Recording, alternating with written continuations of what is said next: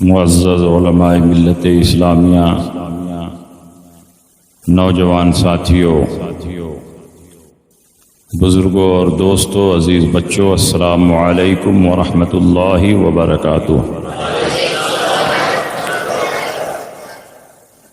الحمد للہ رب العالمین، والصلاة والسلام على سید الانبیاء والمرسلین وعلى آلہ الطیبین الطاہرین واصحابہ الہادین المہدیین، اما بعد، فاعوذ باللہ بسم اللہ الرحمن الرحیم۔ اولئک کتب فی قلوبہم الایمان وَأَيَّدَهُمْ بِرُوحٍ مِّنْهُ۔ اللہ مولانا العظیم وصدق رسولہ النبی الامین المکین الکریم، ونحن علی ذلک لمن الشاہدین والشاکرین،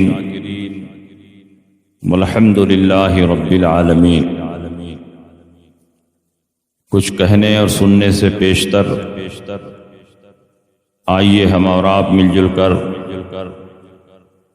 انتہائی خلوص و محبت اور احترام و عقیدت کے ساتھ گنبد خضرا میں آرام فرمانے والے آقا و مولا اور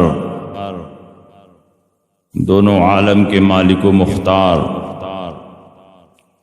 سید ابرار و اخیار جناب احمد مجتبی محمد مصطفیٰ صلی اللہ علیہ وسلم کی بارگاہ میں جھوم جھوم کر درود شریف کا نذرانہ پیش کریں اور پڑھیں، اللہم صلی علی سیدنا و شفیعنا و حبیبنا و مولانا محمد مبارک وسلم، صلاۃ و سلام علیک یا رسول اللہ صلی اللہ تعالی علیہ وسلم۔ حضرات، قابل صد مبارکباد ہیں جماعت رضائے مصطفیٰ کے ارکان، معاونین، مخلصین، محبین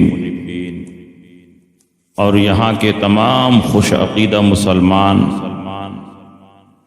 جن کی کوششوں سے آج کا یہ عظیم الشان پروگرام جو عرس رضوی کے نام سے منعقد ہو رہا ہے، واہ، پوری کامیابی کے ساتھ اپنی منزل کی طرف رواں دواں۔ موسم کی خرابی کے باوجود اعلیٰ حضرت کے دیوان اس بات کی دلیل ہے کہ آج بھی ہمارے دلوں میں عشق مصطفیٰ چراغ جلانے والی شخصیت کا نام زندہ ہے۔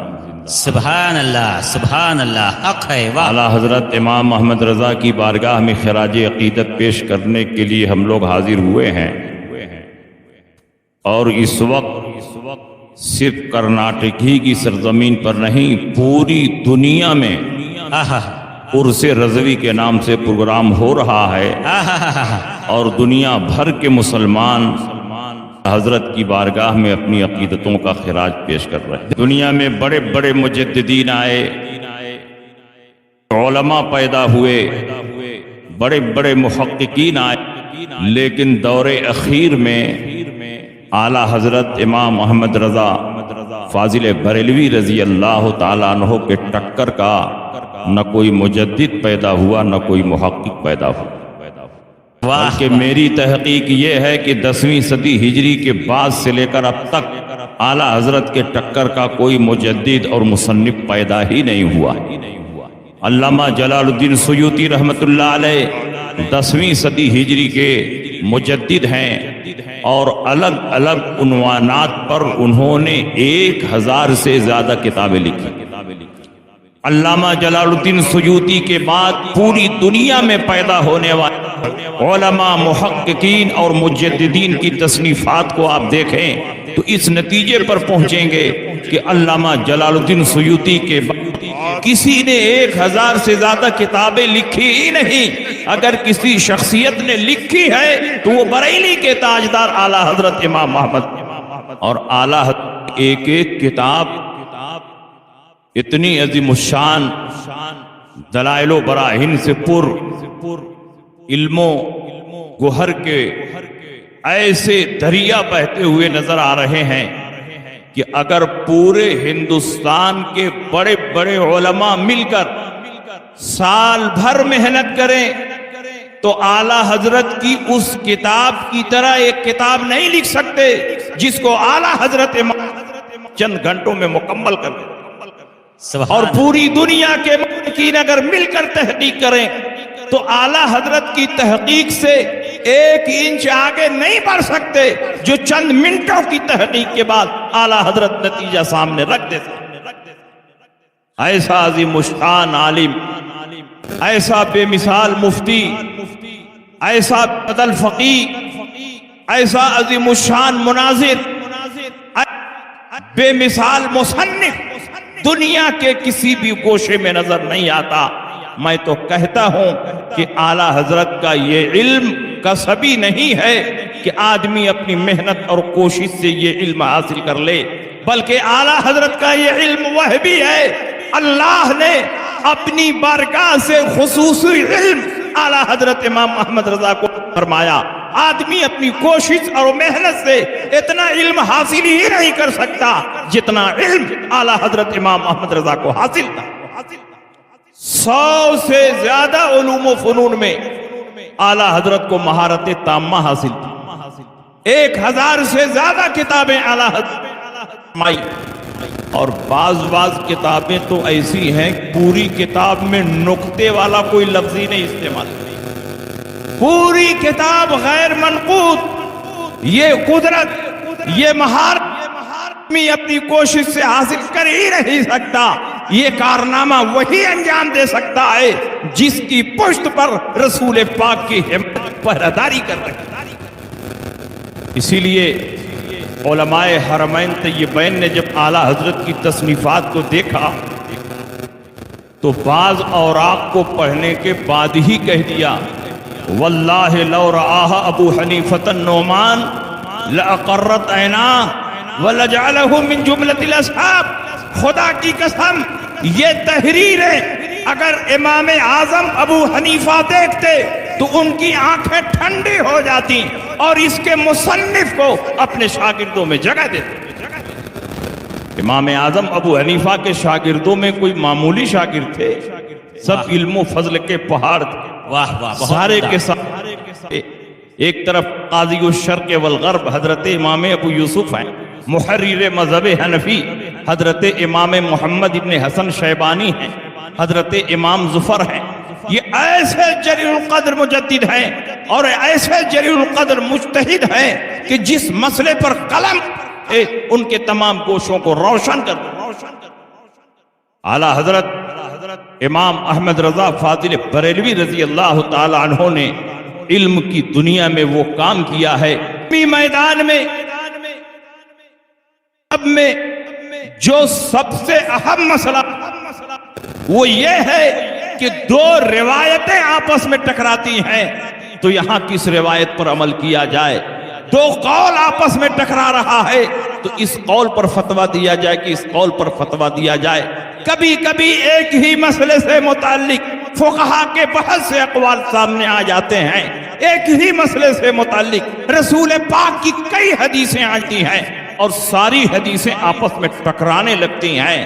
یہی وہ مقام ہوتا ہے کہ جس کو رب کی بارگاہ سے خصوصی علم حاصل ہو، اپنے علم کی روشنی میں ایسا فیصلہ کرتا ہے کہ ہر حدیث اپنی اپنی جگہ پر منطبق ہو جائے. آئیے ایک مثال پیش کر دوں تاکہ آپ کو سمجھ میں آ جائے کہ نبی اکرم صلی اللہ علیہ وسلم کی بارگاہ میں اور انہوں نے پوچھا یا رسول اللہ روزے کی حالت میں اپنی بیوی سے مباشرت جائز ہے کہ ناجائز؟ مباشرت کا معنی ہے شوہر اپنے برہنہ جسم کو بیوی کے جسم سے ٹچ کرے مگر ہم بستری اور دخول نہ ہو.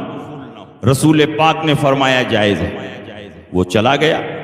دوسرے صحابی آئے، انہوں نے پوچھا یا رسول اللہ روزے کی حالت میں اپنی بیوی سے مباشرت جائز ہے؟ تو رسول پاک نے فرمایا جائز نہیں۔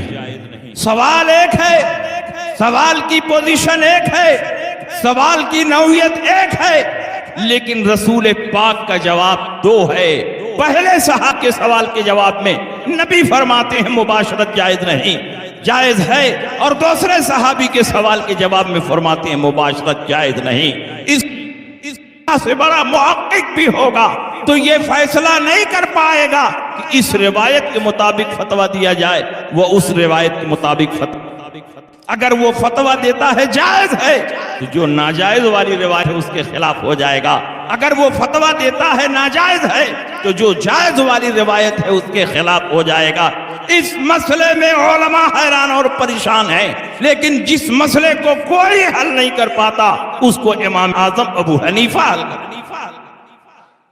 جب امام اعظم ابو حنیفہ کی بارگاہ میں یہ مسئلہ پہنچا کہ حدیث میں تو زبردست تعارض اور ٹکراؤ ہے، تو امام اعظم فرماتے ہیں کوئی ٹکراؤ نہیں، یہ تمہارے سمجھنے کا پھیر ہے۔ نبی کی خدمت میں پہلے نمبر پر جو صحابی حاضر ہوئے وہ بوڑھے صحابی تھے، اور بوڑھوں میں قوت شوانیہ نہیں ہوتی ہے، تو نبی اکرم صلی اللہ علیہ وسلم نے ان کو مباشرت کی اجازت دی، اس لیے کہ ان سے جمع کا خطرہ نہیں تھا۔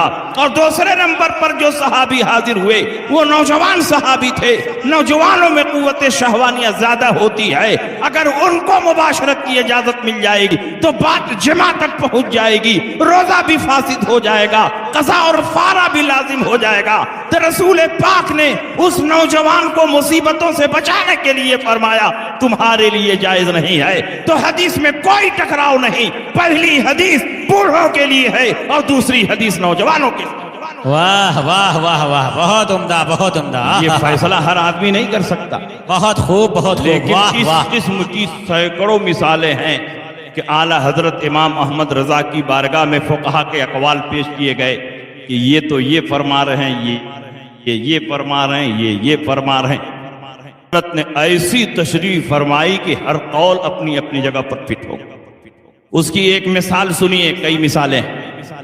علامہ علاء الدین حسکفی نے در مختار میں ایک مسئلہ بیان کیا کہ تھوک سے پاک، مگر اللہ کے نام کو تھوک سے مٹانا ناجائز، اور اسی کے نیچے یہ حدیث نقل فرمائی القرآن احب الی اللہ من السماوات والارض ومن فیہن، قرآن اللہ کے نزدیک زمین و آسمان اور جو کچھ زمین و آسمان میں ہے سب سے زیادہ محبوب ہے۔ اس حدیث کو نقل کرنے کے بعد علامہ علاء الدین نے یہ مسئلہ مستنبط فرمایا کہ جب تھوک سے اللہ کے نام کو نہیں مٹایا جا سکتا تو قرآنی آیات کو بھی تھوک سے مٹانا جائز نہیں۔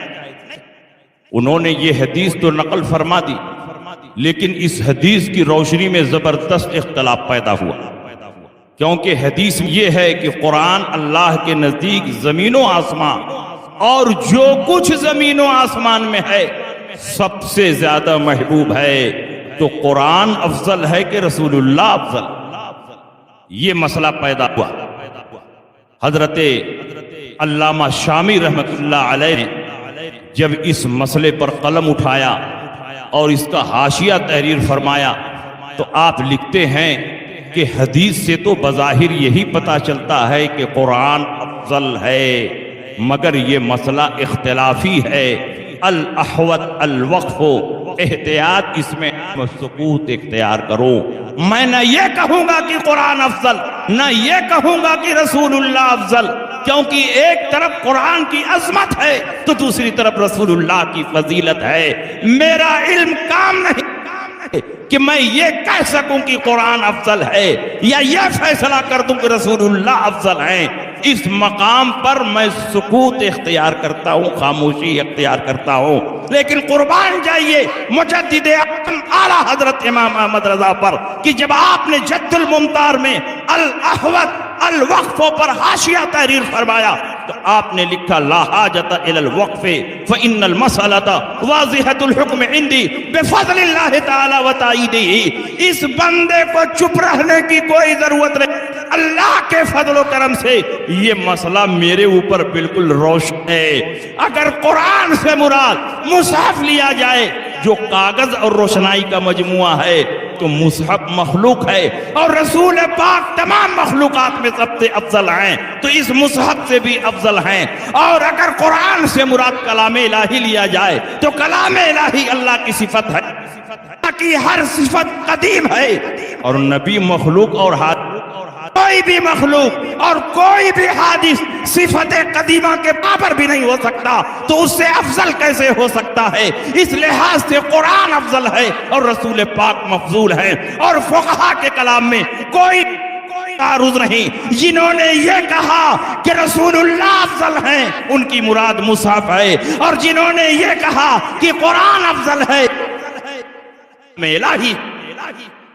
واہ واہ واہ بہت عمدہ کی مثالیں ہم بیان کریں تو سینکڑوں مثالیں ہیں کہ اعلیٰ حضرت امام احمد رضا نے تحقیق کا دریا بہایا. تیمم کے موضوع پر قلم اٹھایا تو زمین کی جنس کی اتنی قسمیں گنا دی کہ پرانے فقہا نے اپنے زمانے میں اتنی قسمیں نہیں گنائی. پانی کی تحقیق کی تو پانی کی اتنی قسمیں شمار کر دی کہ کسی کتاب میں اتنی قسمیں نہیں گنی. حیض کے رنگ پہ قلم اٹھایا تو اتنی قسمیں لکھ دی کہ کسی کتاب میں اس کا تذکرہ نہیں. یہ صرف علم لدنی کا کمال ہے. آدمی اپنی محنت سے یہ تحقیق پیش ہی نہیں کر سکتا. اسی لیے اعلیٰ حضرت امام احمد رضا فرماتے ہیں کہ جب میں کسی مسئلے پر تحقیق کرتا ہوں تو غوث پاک کی رہنمائی مجھے حاصل ہوتی. نعرہ تکبیر، نعرہ رسالت، فیضان غوث اعظم، عرس اعلیٰ حضرت، مناظر اہل سنت، فیضان حسین شاہ ولی، فیضان علاء الدین شاہ قادری، نعرہ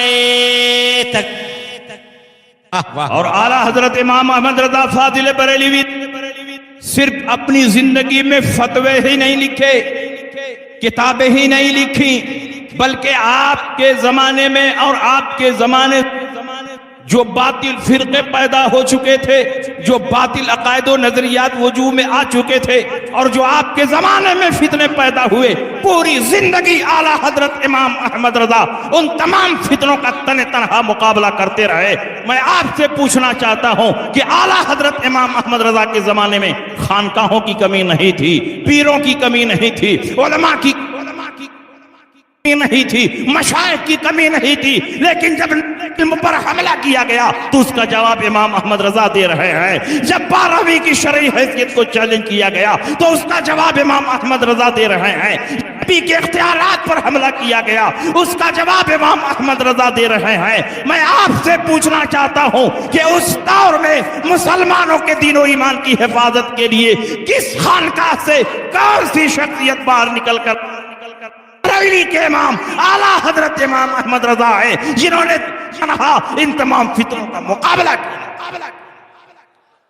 اس لیے آج اگر نعرہ لگے گا تو مسلک اعلیٰ حضرت کا نعرہ لگے گا.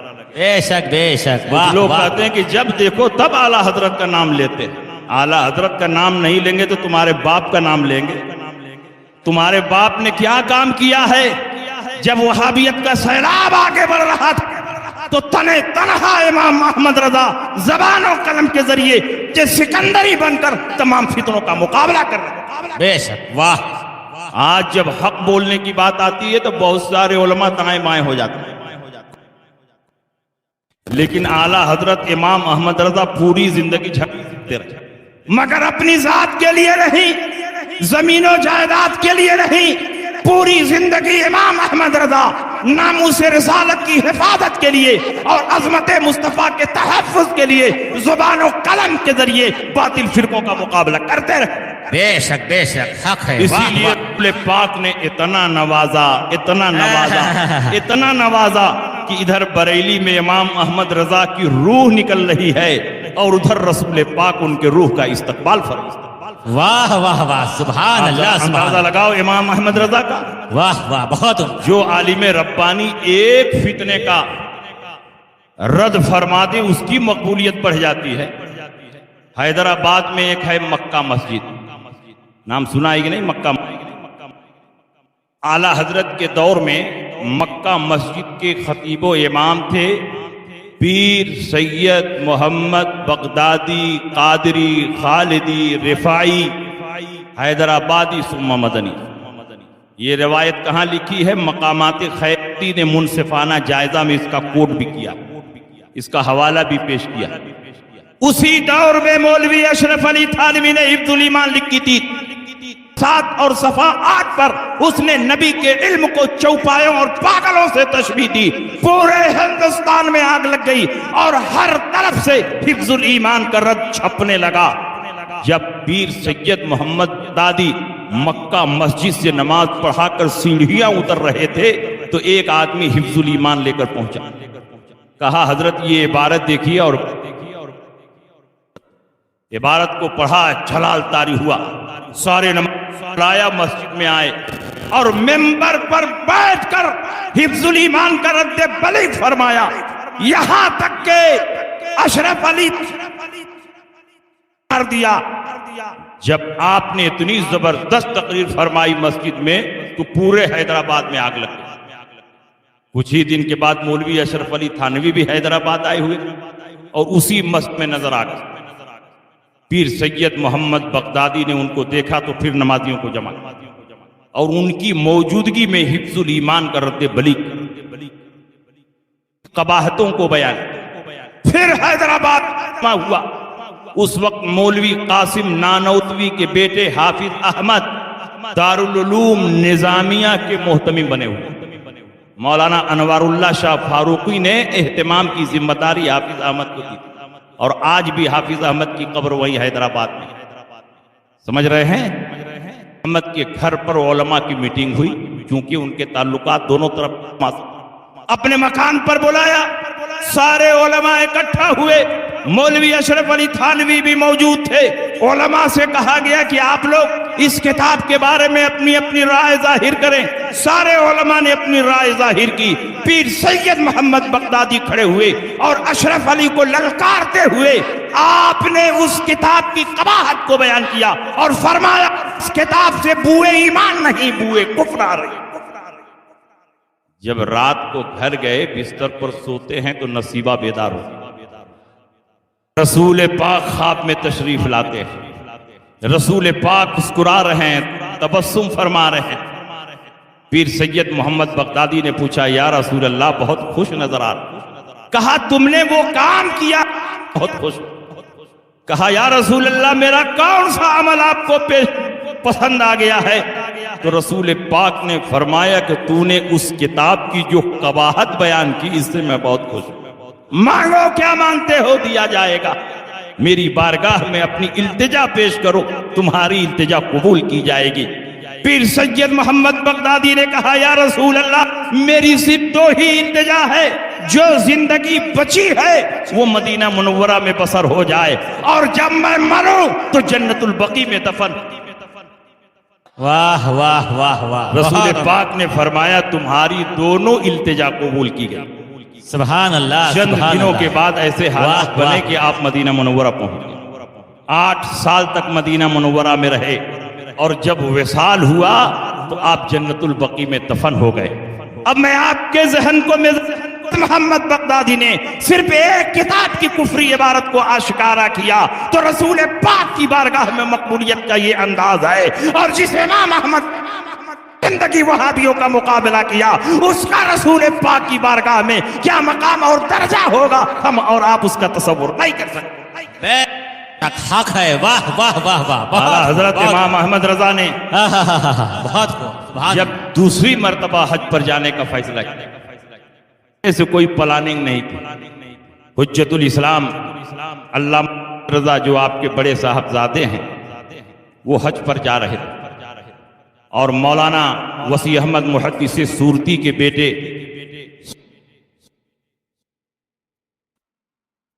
حضرت احمد حج پر تشریف لے گئے۔ اچانک ادھر اعلیٰ حضرت کی بے چینی بڑھنے لگی، مدینہ منورہ کی یاد تڑپانے لگی۔ गुंबद खजरा की कशिश अपनी तरफ आपको खींचने लगी। इधर हुज्जतुल इस्लाम बंबई पहुंचे और इधर आला हजरत इमाम अहमद रजा जाने के लिए बेचैन। हज फर्ज तो वालिदैन के साथ बहुत पहले अदा करते हैं और नफली हज के लिए वालिदैन से इजाजत लेना जरूरी है।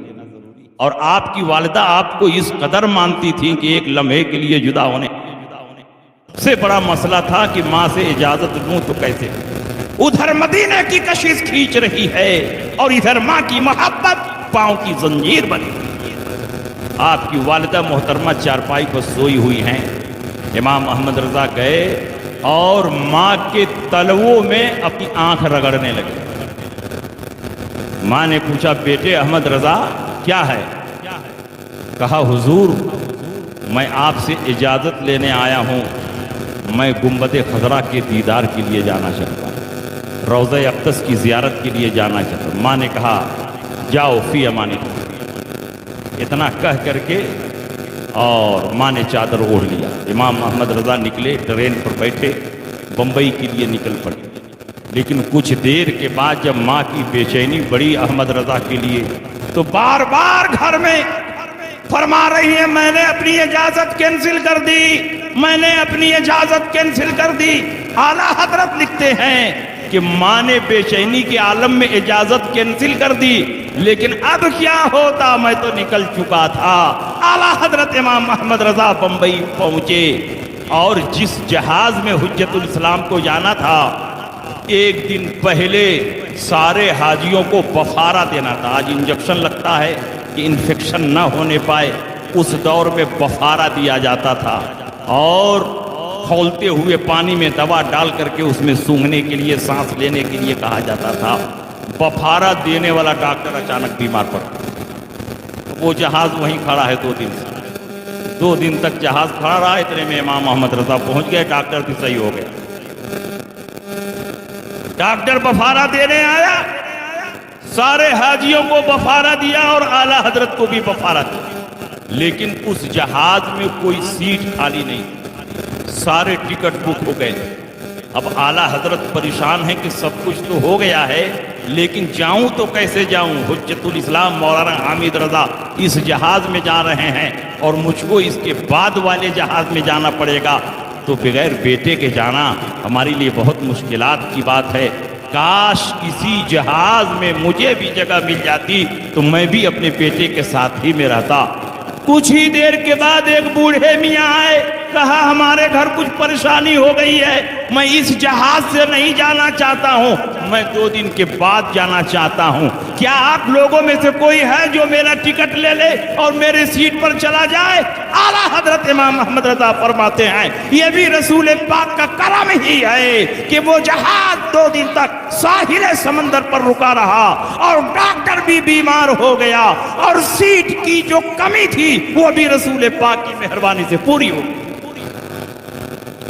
आला हजरत उसी जहाज में बैठकर अपने बेटे के साथ मक्का मुकर्रमा पहुंचे। पहले जहाज जद्दा पहुंचा और जद्दा से ऊंटों पर बैठकर मक्का मुकर्रमा पहुंचे। ये भी अल्लाह की मशीयत है। इमाम अहमद रजा से एक बड़ा काम लेना था। मौलवी खलील अहमद अम्बेठवी पहले ही से मक्का में विराजमान और उस वक्त हरमैन तैयबैन पर हम सुन्नियों की हुकूमत कायम थी, खिलाफत उस्मानिया कायम थी, जो सब के सब सुन्नी थे, सहीहुल अकीदा थे, हनफी थे, रसूल पाक के सच्चे आशिक। शरीफ मक्का के दरबार में मौलवी खलील अहमद एंड कंपनी की तरफ से 6 सवालात पेश और कहा गया, आप लोगों का अकीदा है कि नबी गैब जानते हैं। अगर आप लोगों का ये अकीदा सही है तो कुरान और हदीस की रोशनी में मेरे सवालों का जवाब दे। शरीफ मक्का ने मक्का मुकर्रमा के सबसे बड़े आलिम मौलाना साले कमाल को बुलाया, जिनका लक़ब रईसुल उलमा था, और कहा, ये वहाबिया की तरफ से सवाल आता है। 2 दिन में इसका दंदा शिकन जवाब लिखकर मेरे दरबार में पेश किया जाए और जवाब इतना परफेक्ट होना चाहिए कि कहीं से भी उंगली रखने की, एतराज की कोई गुंजाइश ना। मौलाना साले कमाल वो पर्चा लेकर अपने घर आए اور ادھر اعلیٰ حضرت کو خبر مل گئی کہ وہابیوں نے نبی کے علم پاک پر کوشچن مارک قائم کیا ہے، سوالیہ نشان لگایا، نبی کے علم کو چیلنج کیا ہے۔ وہ احمد رضا جو بریلی میں بیٹھ کر ناموس رسالت کی حفاظت کر رہا تھا، وہ مکہ میں کیسے خاموش رہ سکتا ہے؟ اس کی زبان کیسے چپ رہ سکتی ہے؟ اس کا قلم کیسے چپ رہ سکتا ہے؟ واہ! اعلیٰ حضرت امام احمد رضا بھاگتے ہوئے مولانا صالح کمال کے گھر گئے۔ بڑے بڑے علماء مکہ وہاں موجود تھے، میلاد کی محفل چل رہی تھی۔ جب اعلیٰ حضرت پہنچے تو علماء مکہ نے اعلیٰ حضرت کا استقبال کیا۔ مولانا صالح کمال نے فرمایا جب آپ آ ہی گئے ہیں تو کچھ دیر تقریر فرما دیں تاکہ یہ محفل اپنے اختتام کو پہنچے۔ اعلیٰ حضرت امام احمد رضا کھڑے ہوئے اور عربی زبان میں کتاب و سنت کی روشنی میں علم غیب مصطفیٰ پر مسلسل 2 گھنٹہ تقریر فرماتے رہے اور علماء مکہ آپ کی تقریر پر جھومتے رہے۔ واہ واہ واہ واہ، مولانا صالح کمال جھوم رہے ہیں، جھوم رہے ہیں۔ سبحان اللہ، دل میں سوچا کہ جو کتاب لکھنا تھا وہ ساری بات ان کی تقریر میں۔ سبحان اللہ سبحان اللہ، واہ الماری واہ کھولی، پرچہ نکالا، کہا حضور شریف مکہ کے دربار میں وہابیوں نے یہ سوال بھیجا اور 2 دن کے اندر اس کا جواب چاہیے۔ سارا جواب تو آپ کی تقریر میں موجود ہے، اس لیے آپ اسی تقریر کو تحریری طور پر جمع فرما دیجئے، کتاب تیار ہو جائے گی۔ واہ واہ، اعلیٰ حضرت نے فرمایا کہ جب علم غیب مصطفیٰ پر احمد رضا کا قلم چلے گا تو پوری تحقیق اور تفصیل کے ساتھ لکھا جائے گا۔ انہوں نے کہا حضور اتنا ٹائم نہیں ہے، 2 ہی دن کا موقع ہے، آپ نے جو تقریر فرمائی ہے اسی تقریر کو ہی تحریر میں جمع کر دیں، سارا کام ہو جائے گا۔ اعلیٰ حضرت نے فرمایا گھبرانے کی بات نہیں، 2 دن تو بہت ہیں۔ احمد رضا چند گھنٹوں میں علم غیب مصطفیٰ پر ایک ایسی شاہکار کتاب لکھ دے گا کہ صبح قیامت تک وہابی اس کا جواب نہیں دے پائے۔ ہائے ہائے ہائے ہائے، واہ واہ واہ۔ اعلیٰ حضرت وہ پرچہ لے کر اپنے گھر گئے۔ اب اعلیٰ حضرت ہم لوگوں کی طرح کوئی ٹٹپجیا مولوی تو تھے نہیں، مرجع علماء، مرجع تقوی، مرجع فتویٰ، جب دیکھو علماء اور محدثین کی بھیڑ لگی ہوئی، کوئی حدیث کی اجازت، کوئی فقہ کی اجازت، کوئی مسائل کی تحقیق، کوئی دعا کرانے کے لیے، کوئی تعویذ لینے کے لیے۔ کب اعلیٰ حضرت کو فرصت ملے کہ اعلیٰ حضرت کتاب لکھیں؟ اسی میں اعلیٰ حضرت کو شدید بخار بھی آیا، اتنا شدید بخار کہ اگر ہمیں اور آپ کو ایسا بخار آ جائے تو ہم صرف چارپائی پر پڑے رہیں، لیکن ناموس رسالت کا محافظ چارپائی پر نہیں ہے بلکہ اپنے ہاتھوں میں قلم لے کر علم غیب مصطفیٰ پر کتاب لکھنے کے لیے بیٹھ چکا۔ 2 آدمی مسودہ کو مبیضہ بنانے کے لیے لگے ہوئے، حجت الاسلام مولانا حامد رضا اور سلطان الواعظین مولانا عبدالاحد صاحب جو مولانا وسیع احمد محدث سورتی کے بیٹے، دونوں آدمی مسودہ کو مبیضہ بنا رہے ہیں۔ ابھی 5 صفحہ صاف نہیں کر پاتے کہ اعلیٰ حضرت 10 صفحہ لکھ کر دے دیتے۔ ابھی وہ 10 صفحہ دونوں مل کر صاف نہیں کر پاتے کہ اعلیٰ حضرت 20 صفحہ دے دیتے۔ دونوں مل کر جتنا صاف نہیں کر پاتے اس سے زیادہ ڈبل اعلیٰ حضرت لکھ کر دے دیتے۔ نہ آپ کے سامنے قرآن ہے، نہ آپ کے سامنے حدیث ہے، نہ آپ کے سامنے تفسیر ہے، نہ آپ کے سامنے کوئی کتاب ہے۔ یہ دماغ ہے یا کمپیوٹر ہے؟ کمپیوٹر بھی اتنا تیز نہیں لکھ سکتا جتنا تیز اعلیٰ حضرت امام احمد رضا کا قلم لکھ رہا ہے۔ اس دماغ میں 1 2 نہیں، کئی لاکھ کتابیں پوری عبارت کے ساتھ محفوظ ہیں۔ یہ دماغ نہیں، مکتبہ شاملہ کا باپ ہے۔ ساری کتابیں اعلیٰ حضرت امام محمد رضا کے دماغ میں محفوظ ہیں۔ واہ واہ واہ، مجموعی طور پر صرف 8.5 گھنٹے میں علم غیب مصطفیٰ پر الدولت المکیہ بالمادۃ الغیبیہ کے نام سے بغیر کسی کتاب کو دیکھے ہوئے صرف خدا داد ذہانت پر اعتماد اور بھروسہ کر کے आला हजरत इमाम अहमद रजा ने एक ऐसी अजीम शान किताब लिखी कि जब शरीफ मक्का के दरबार में ये किताब पढ़ी जा रही थी, वहाबियों के चेहरे का रंग उड़ गया। और अभी आधी किताब पढ़ी गई कि शरीफ मक्का ने सुन्नियों को डिग्री दे दी। अल्लाह युती व हाउलाई यमनऊन, अल्लाह अपने हबीब को गैब का इल्म अता फरमाता है और ये नालायक वहाबी उसका इनकार करते हैं।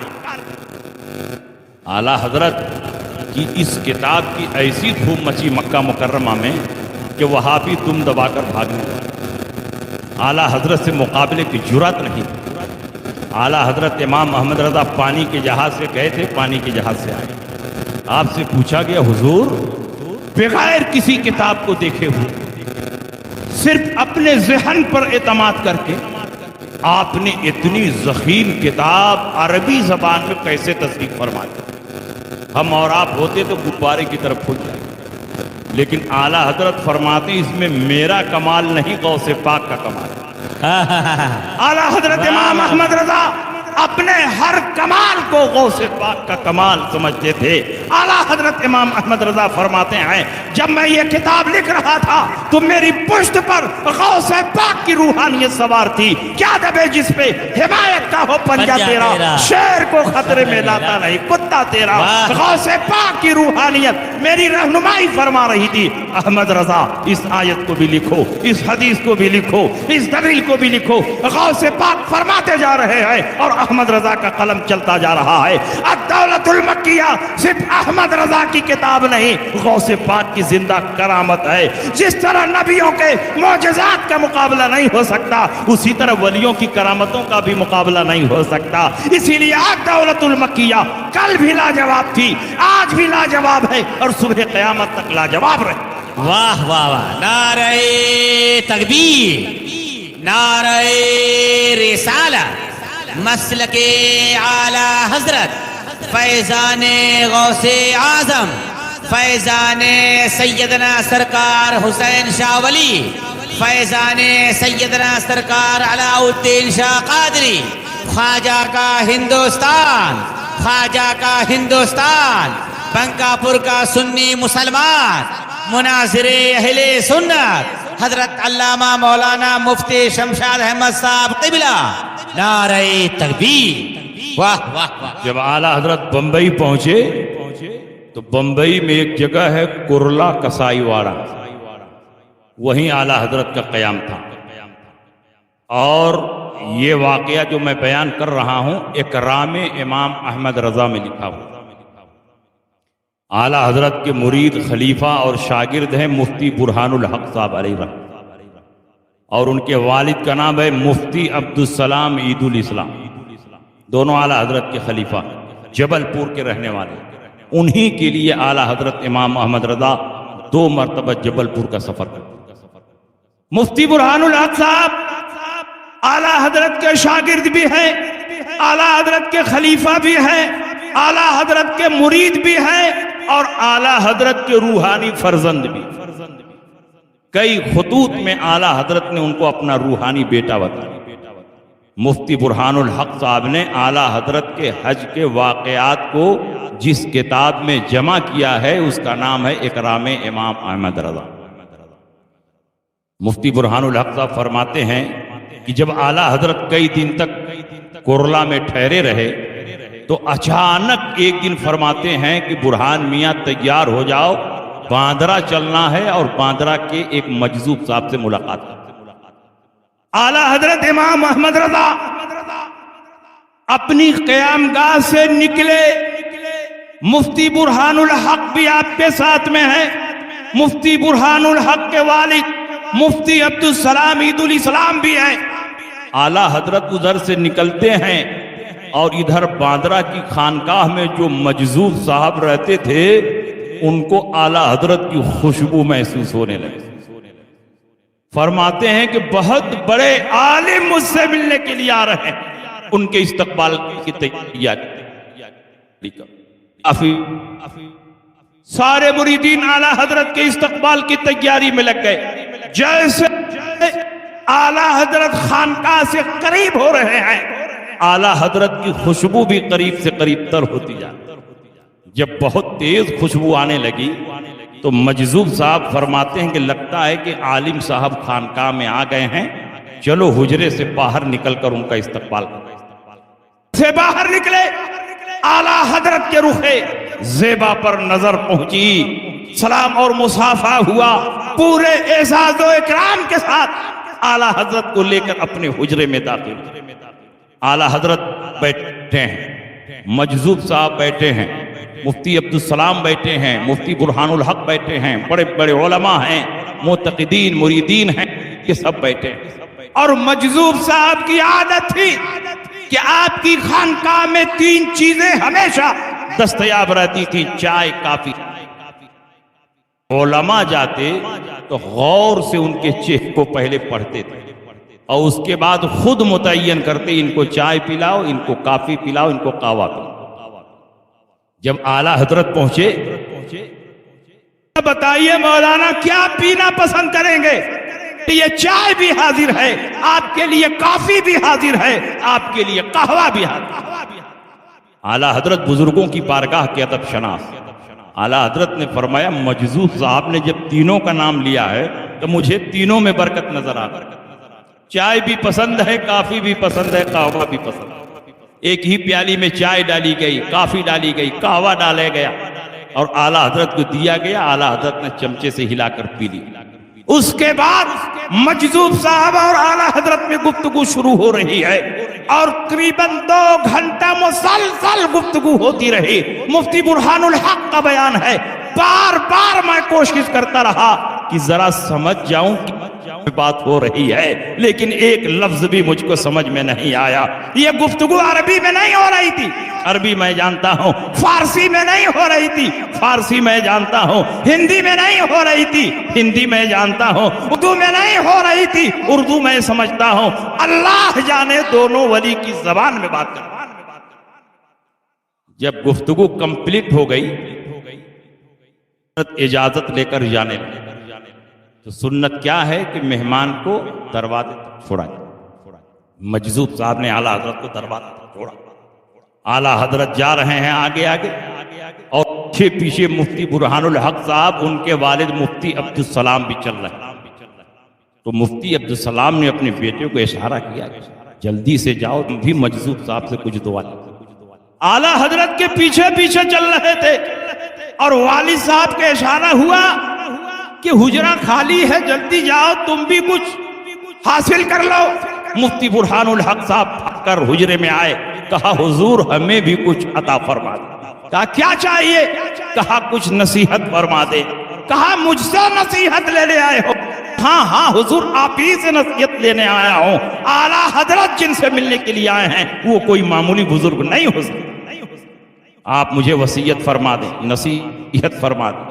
کہا اگر مجھ سے نصیحت لینا چاہتے ہو تو میری پہلی اور آخری نصیحت یہی ہے کہ ابھی جن کے پیچھے پیچھے چل رہے تھے انہی کے قدم بقدم چلتے رہو، جنت تک ہوگے۔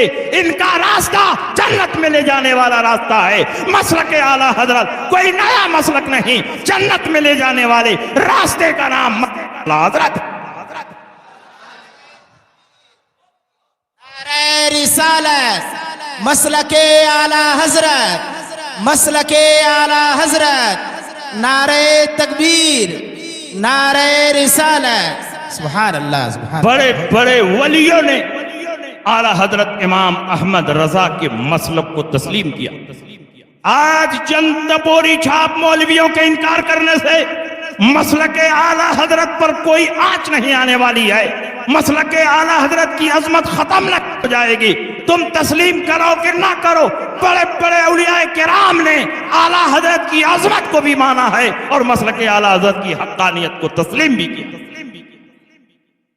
بلکہ حرمین شریفین کے کئی علماء نے اعلیٰ حضرت کی محبت کو سنیت کی پہچان قرار دیا۔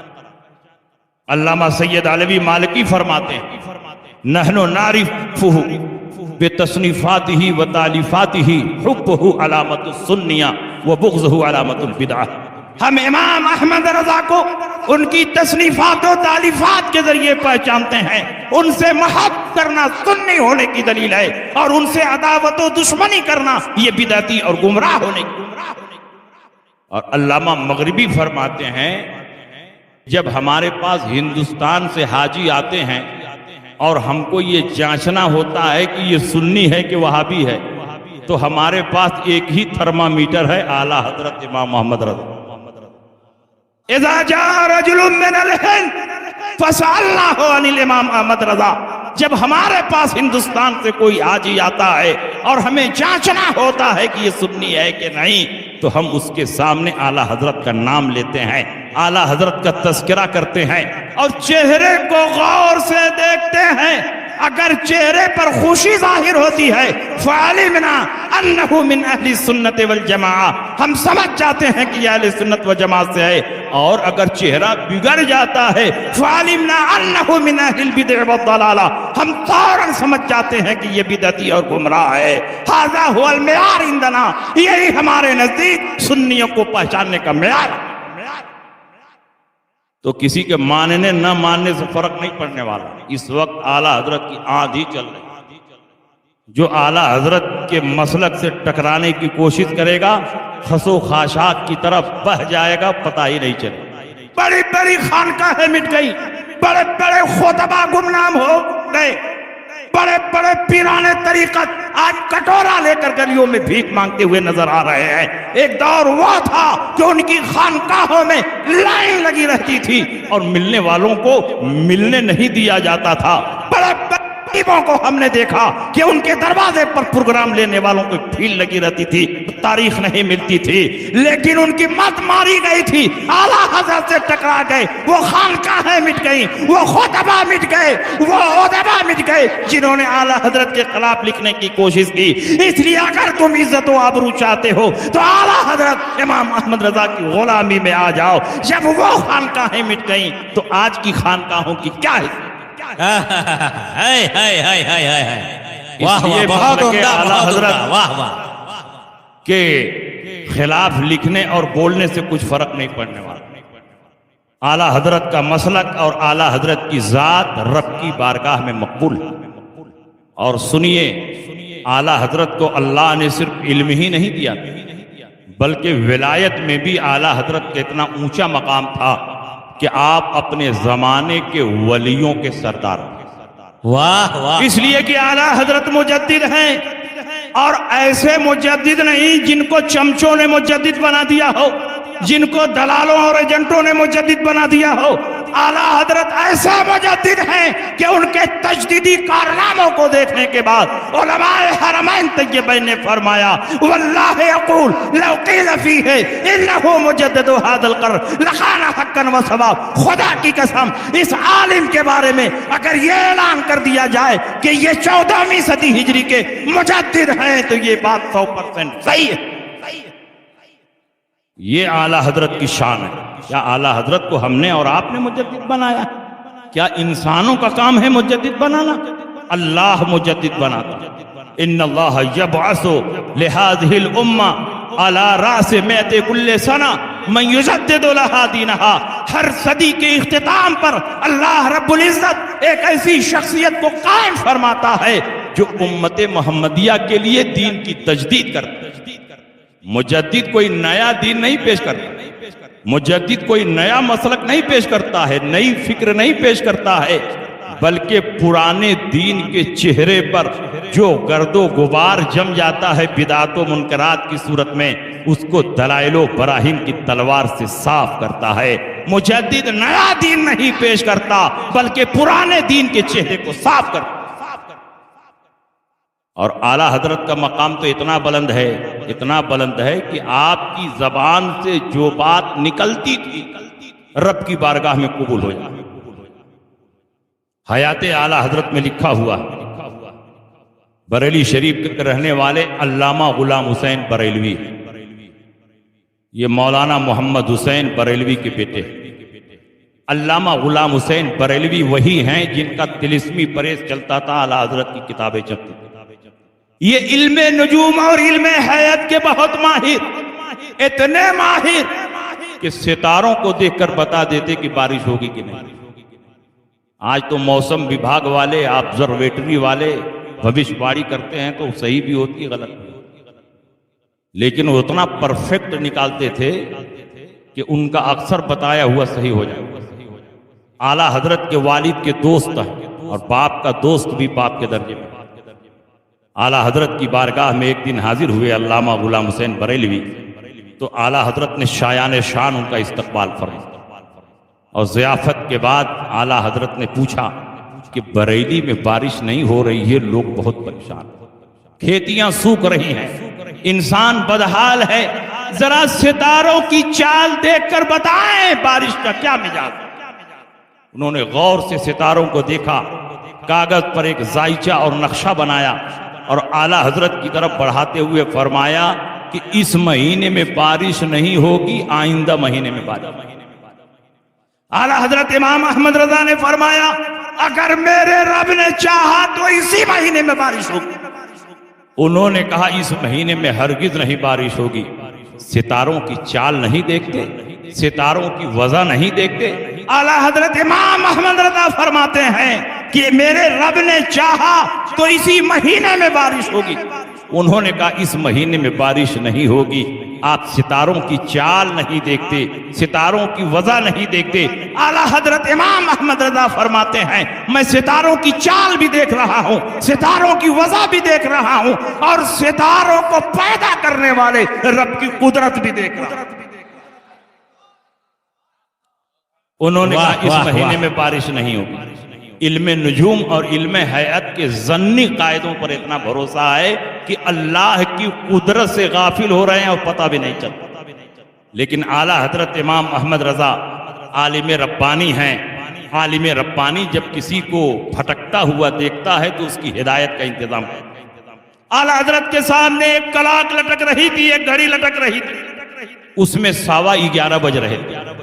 اعلیٰ حضرت نے پوچھا بتائیے اس گھڑی میں کیا ٹائم ہوئے ہیں؟ انہوں نے کہا 11:15 بجے ہیں۔ اعلیٰ حضرت نے فرمایا کہ 12 بجنے میں کتنا باقی ہے؟ انہوں نے کہا پونا گھنٹہ باقی ہے۔ اعلیٰ حضرت نے فرمایا اگر پونا گھنٹہ نہیں گزرے گا تو کیا 12 نہیں بجے گا؟ 12 کی گھنٹی نہیں بجے گی؟ انہوں نے کہا ہرگز نہیں، جب تک پونا گھنٹہ نہیں گزرے گا نہ 12 بج سکتا ہے نہ 12 کی گھنٹی بج سکتی۔ اعلیٰ حضرت کھڑے ہوئے، گھڑی کا ڈھکنا کھولا اور بڑی سوئی کو کھینچ کر 12 پہ کر دیا۔ فوراً 12 بج گیا، 12 کی گھنٹی بجنے لگی۔ اعلیٰ حضرت نے فرمایا آپ تو کہہ رہے تھے جب تک پونا گھنٹہ نہیں گزرے گا نہ 12 بجے گا نہ 12 کی گھنٹی بجے گی۔ دیکھیے 12 بھی بج گیا اور 12 کی گھنٹی بھی بج گئی۔ انہوں نے کہا آپ نے بڑی سوئی کو کھینچ کر 12 پہ کر دیا، اس لیے فوراً 12 بج گیا، 12 کی گھنٹی بج گئی۔ اگر یہ سوئی اپنی فطری رفتار سے چلتی تو پونا گھنٹہ گزرنے کے بعد ہی 12 بجتا۔ اعلیٰ حضرت فرماتے ہیں یہی نقطہ میں آپ کو سمجھانا چاہتا ہوں، میں نے بڑی سوئی کو کھینچ کر 12 پہ کر دیا، فوراً 12 بج گیا، 12 کی گھنٹی بج گئی۔ میرا پروردگار بھی قادر ہے، جب چاہے اس ستارے کو کھینچ کر یہاں کر دے، اس ستارے کو کھینچ کر یہاں کر دے، اس ستارے کو کھینچ کر یہاں کر دے، فوراً ستاروں کی چال بدل جائے گی، ستاروں کی وضع بدل جائے گی۔ اللہ نے چاہا تو اسی مہینے میں بارش ہوگی، بلکہ اسی ہفتے میں بارش ہوگی، بلکہ ابھی بارش ہوگی۔ اتنا کالا تھا کہ بارش ہونے لگی، بارش ہونے لگی، اتنی بارش ہوتی ہے کہ بریلی کی سرزمین جل تل ہو جاتی ہے۔ نعرہ تکبیر، نعرہ رسالت، مسلک اعلیٰ حضرت، فیضان اعلیٰ حضرت، فیضان سیدنا سرکار حسین شاہ ولی، فیضان سیدنا سرکار علاء الدین شاہ قادری، جماعت رضائے مصطفیٰ شاخ بنکا پور، نعرہ تکبیر، نعرہ رسالت۔ واہ یہ اعلیٰ حضرت امام احمد رضا کی مقبولیت نہیں تو اور کیا؟ زبان سے بات نکلی، اللہ نے اپنے محبوب بندے کی وجاہت کو اور ان کی محبت کو اور ان کے اکرام کو بڑھانے کے لیے ان کی زبان سے جو بات نکلی تھی اپنی بارگاہ میں قبول فرما۔ بارش برسانا تو اللہ کا کام ہے۔ اعلیٰ حضرت امام احمد رضا نے غوث پاک کی محبت میں اپنے آپ کو فنا کر دیا، تب غوث پاک کی بارگاہ سے وہ اعزاز ملا کہ غوث پاک نے اعلیٰ حضرت امام احمد رضا کو ان کے دور میں اپنا نائب بنایا۔ اعلیٰ حضرت امام احمد رضا اپنے دور کے صرف مجدد نہیں ہیں، اپنے دور کے سب سے بڑے محقق نہیں ہیں، بلکہ اپنے دور میں غوث پاک کے نائب کی طرف سے نہیں کہتا، بلکہ یہ بھی حیات اعلیٰ حضرت میں لکھا ہوا ہے۔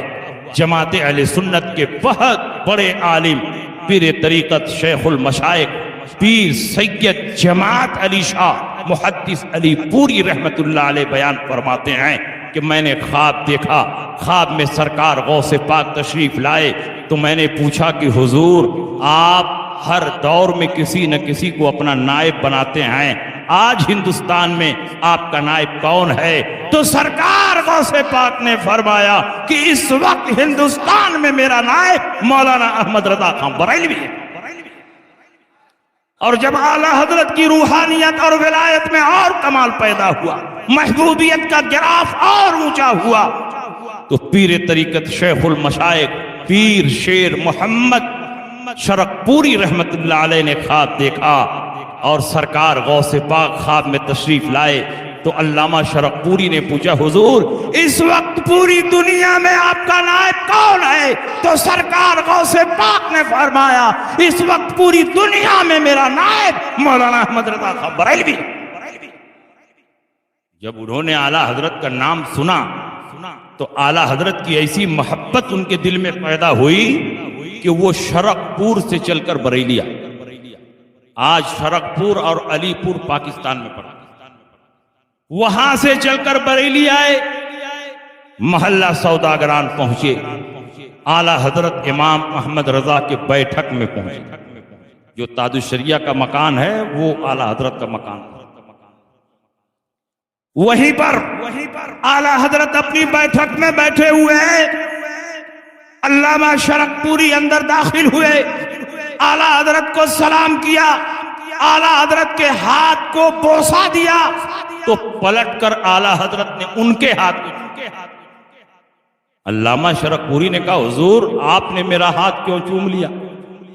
میں نے تو اپنا نام بتایا نہیں، میں نے اپنا تعارف کرایا نہیں، میں نے تو اس لیے آپ کا ہاتھ چوما کہ آپ اس وقت ہندوستان کے سب سے بڑے مفتی اور عالم ہیں، آپ نے میرا ہاتھ کیوں چوم لیا؟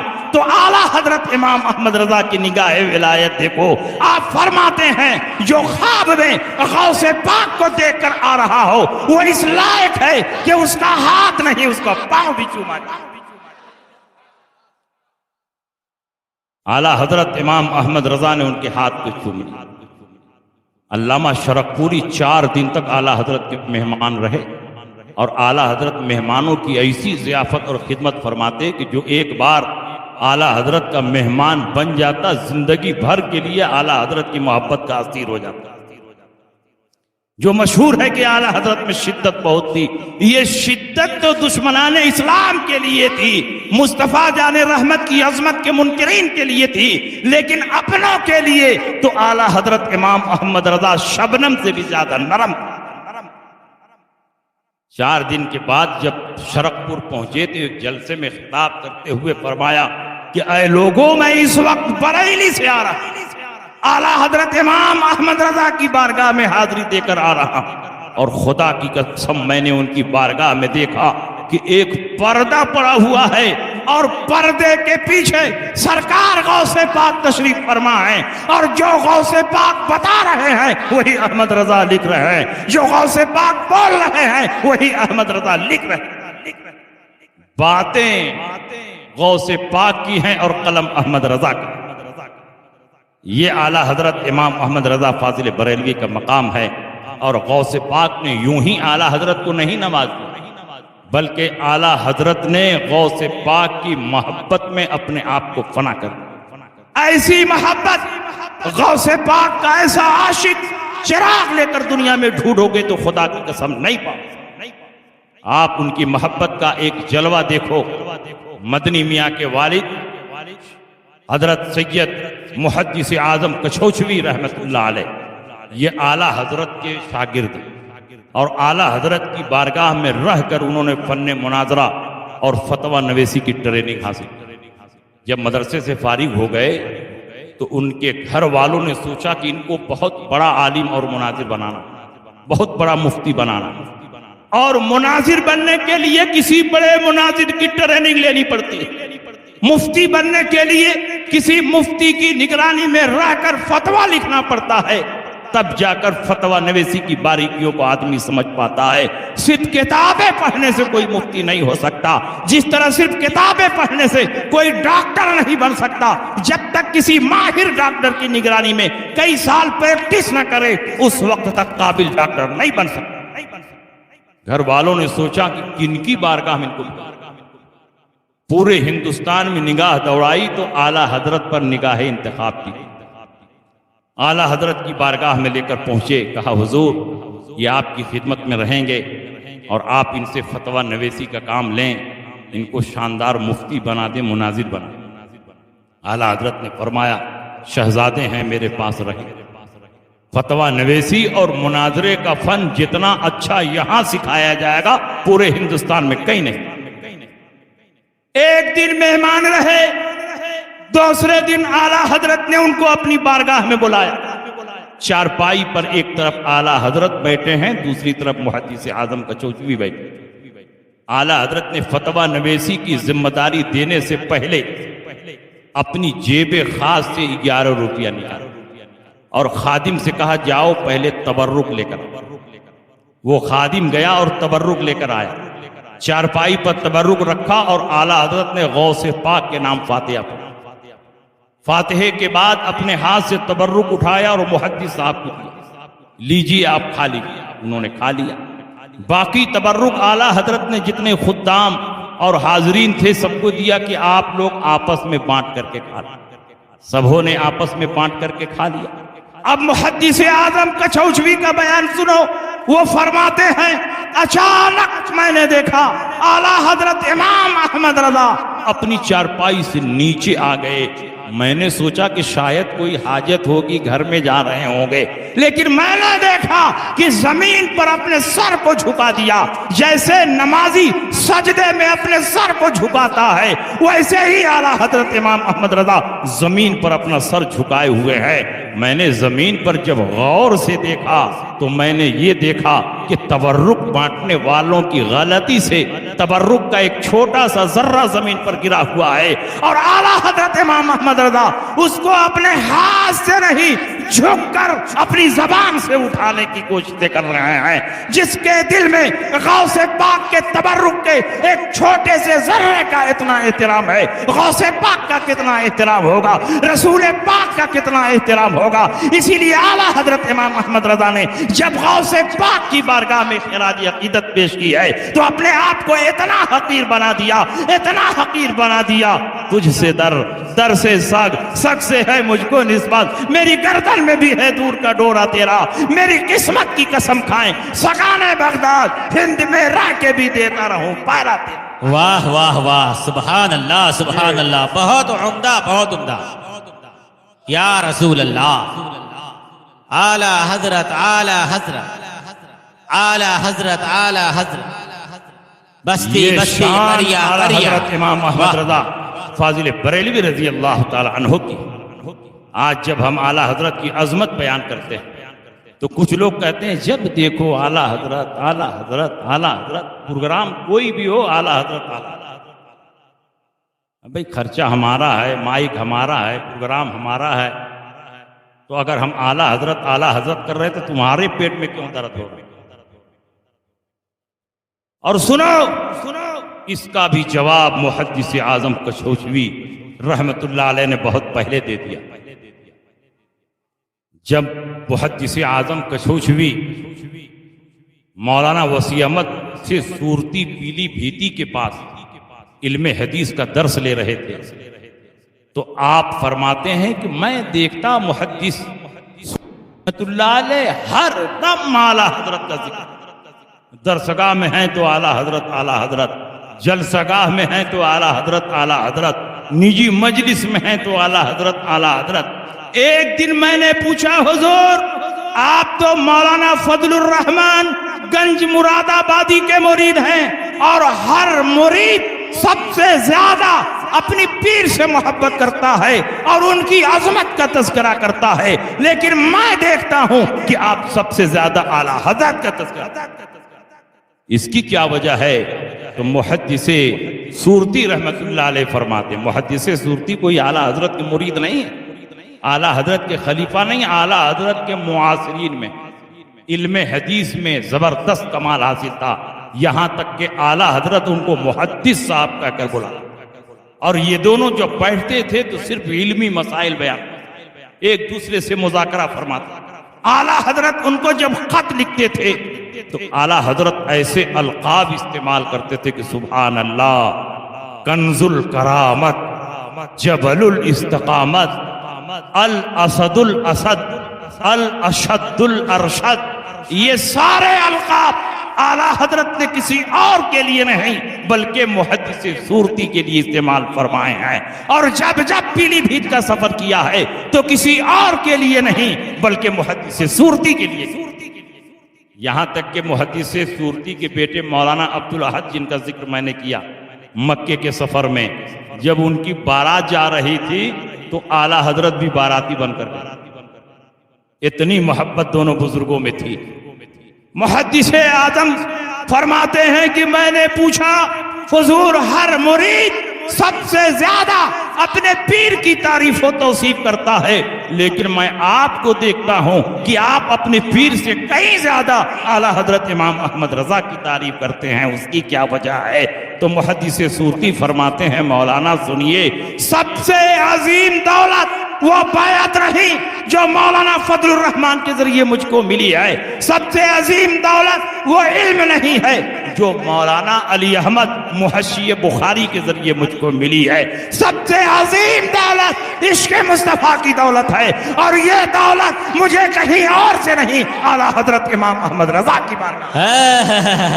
नारे तकबीर, नारे रिसालत, मसलके आला हजरत, इश्क मोहब्बत, इश्क मोहब्बत, बस्ती बस्ती, करिया करिया, ख्वाजा का हिंदुस्तान, बंकापुर का सुन्नी मुसलमान, नारे तकबीर। इसलिए मसलके आला हजरत कोई नया मसलक नहीं, मसलके आला हजरत कोई पांचवा मसलक नहीं, मसलके आला हजरत कोई नया दीन नहीं, बल्कि हजरत सिद्दीक़ अकबर के मसलक का नाम मसलक आला हजरत है, हजरत अली के नजरिए का नाम मसलक आला हजरत है, इमाम अहमद इब्ने अंबल के इश्क़ मुस्तफ़ा का नाम मसलक आला हजरत है, हजरत मुजद्दिद अल-फिसानी के अफकार व नजरियात के मजमुए का नाम मसलक आला हजरत। अलामत के बदलने से शय की हकीकत नहीं बदलती। कल भी हम ही ओरिजिनल सुन्नी थे और आज भी हम ही ओरिजिनल सुन्नी हैं, और सुबह क़यामत तक जब तक हम सहाबा के रास्ते पर चलते रहेंगे हम ही सुन्नी रहेंगे। लेकिन कल हमारी पहचान मसलक सिद्दीकी से हो रही, क्योंकि नबी के जाने के बाद जब मुनकरीने ज़कात का फितना पैदा हुआ तो जिस शख्सियत ने इस फितने को कुचल कर रख दिया उस शख्सियत का नाम हजरत सिद्दीक़ अकबर है। उस दौर में सुन्नी सहीउल अकीदा मुसलमानों की पहचान ये बनी कि जो मसलक सिद्दीकी पर है वही सच्चा और पक्का मुसलमान है, जो मुनकरीने ज़कात के साथ नजर आ रहा है वो झूठा मुसलमान है।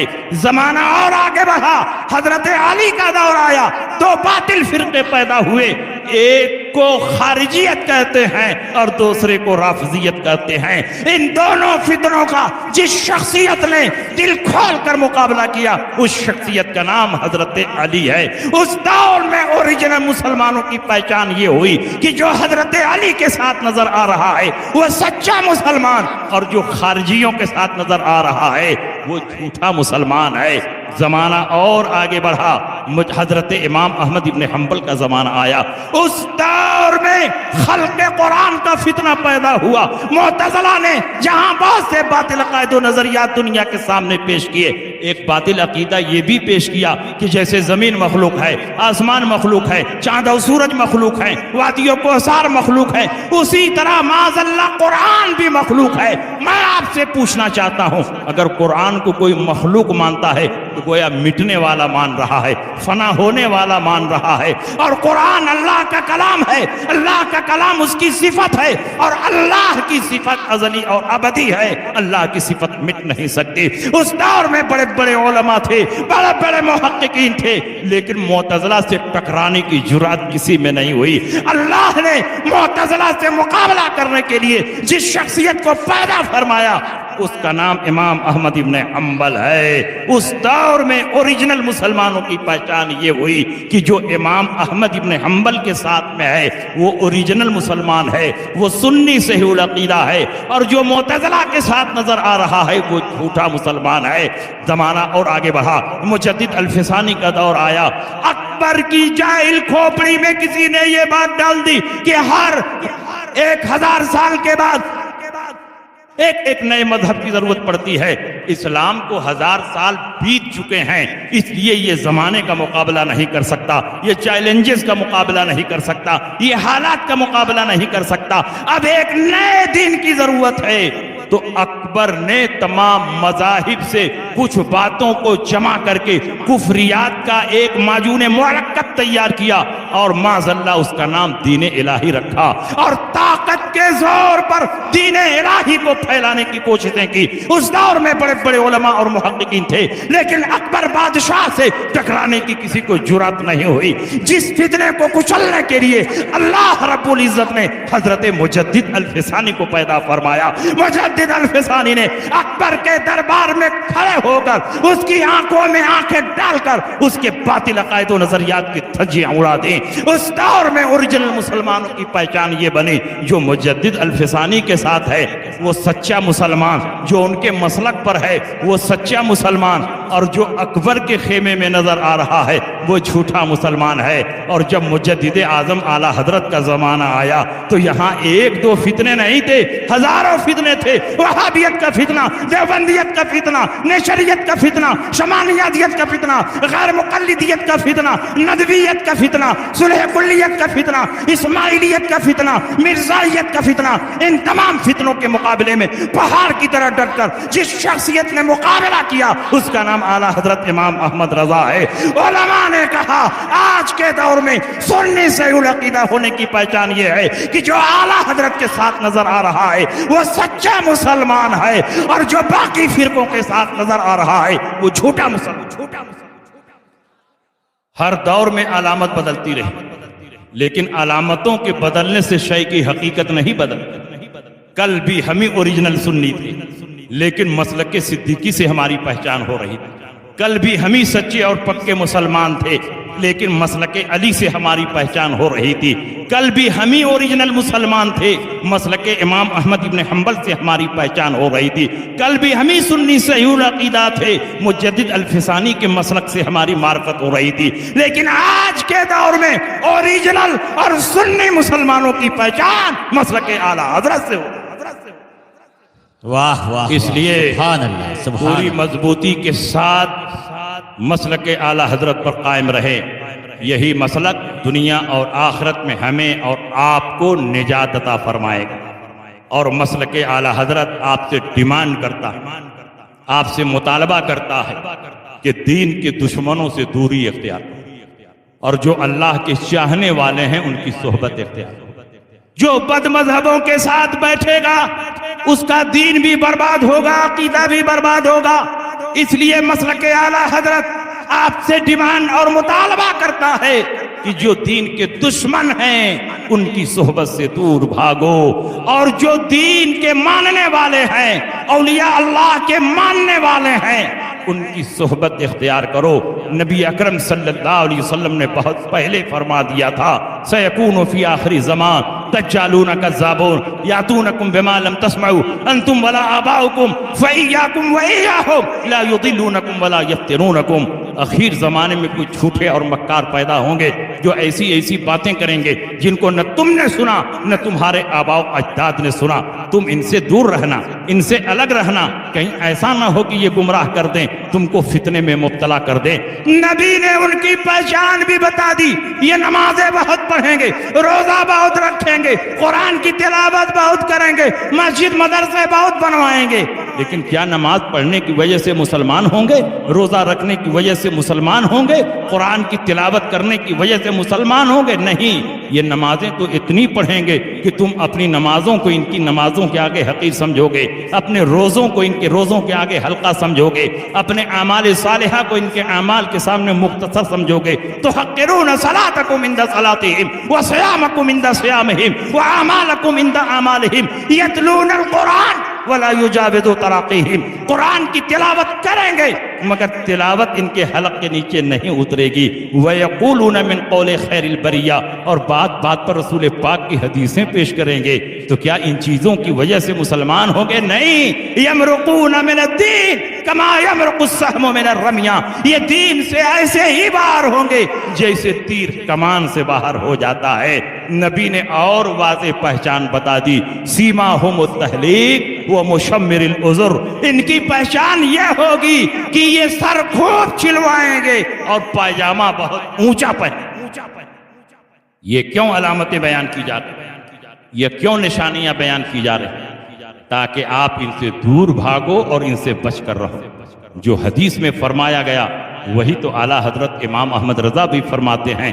دشمن احمد پہ شدت کیجئے, ملحدوں کی کیا مروت کیجئے, غیظ میں جل جائیں بے دینوں کے دل, یا رسول اللہ کی کثرت کیجئے چرچا انہی کا صبح و شام, جانے کافر پر قیامت کیجئے, مثل فارس زلزلے ہو نجد میں, ذکر آیات ولادت کیجئے, شرک ٹہرے جس میں تعظیم حبیب, اس برے مذہب پہ لعنت. اس لیے میرے بھائیوں, باتیں بہت ہیں کہنے کے لیے لیکن وقت زیادہ ہو رہا ہے. اعلیٰ حضرت امام احمد رضا کی شخصیت ایسی ہے کہ ان کی ذات پر بولنے کے لیے بھی علم چاہیے, اور میرا سینہ علم سے خالی ہے. اعلیٰ حضرت امام احمد رضا کی شخصیت پر کوئی کلام نہیں کر سکتا, ان کی شخصیت پر کما حق گفتگو نہیں کر سکتا. ان کی شخصیت کو سمجھنے کے لیے علم چاہیے. علامہ عبدالعلی میرٹھی رحمۃ اللہ علیہ نے جب حرمین طیبین کی زیارت کے موقع پر اعلیٰ حضرت کی شان میں منقبت لکھی اور بریلی شریف پہنچ کر انہوں نے اعلیٰ حضرت امام احمد رضا کی شان میں وہ منقبت پیش کی. علماء کی موجودگی میں اعلیٰ حضرت منقبت کو سن کر بہت خوش ہوئے. آپ کے سر پر بہت قیمتی جبہ تھا, کہا آپ کے سر پر امامہ تھا, کہا مولانا کیا چیز میں آپ کو پیش کروں, اگر یہ امامہ پیش کرتا ہوں تو آپ اس پاک سرزمین سے آ رہے ہیں کہ آپ کے قدموں کی دھول اس امامہ سے بہتر ہے, میں کیا چیز آپ کو پیش کروں. پھر نہیں رہ گیا تو گھر میں گئے, ایک نہایت قیمتی جبہ لے کر آئے اور علامہ عبدالعلی میرٹھی رحمۃ اللہ علیہ کو پیش فرمایا. انہوں نے کھڑے ہو کر وہ جبہ لیا, کبھی آنکھوں سے لگا رہے ہیں, کبھی سر پر رکھتے ہیں, کبھی سینے پر رکھتے ہیں, اور وہی شعر گنگناتے ہیں, تمہاری شان میں جو کچھ کہوں اس سے سوا تم ہو, قسیم جان عرفاں اے شہ احمد رضا تم ہو, یہاں آ کر ملی نہریں شریعت اور طریقت کی, ہے سینہ مجمع البحرین ایسے رہنما تم ہو, تم ہی پھیلا رہے ہو علم حق اکناف عالم میں, امام اہل سنت نائب غوث الورا تم ہو. انہی باتوں کے ساتھ میں آپ کے مزاج کو اور آپ کی راحت اور سکون کو دیکھتے ہوئے اپنی تقریر کو موقوف کرتا ہوں. وآخر دعوانا ان الحمدللہ رب العالمین.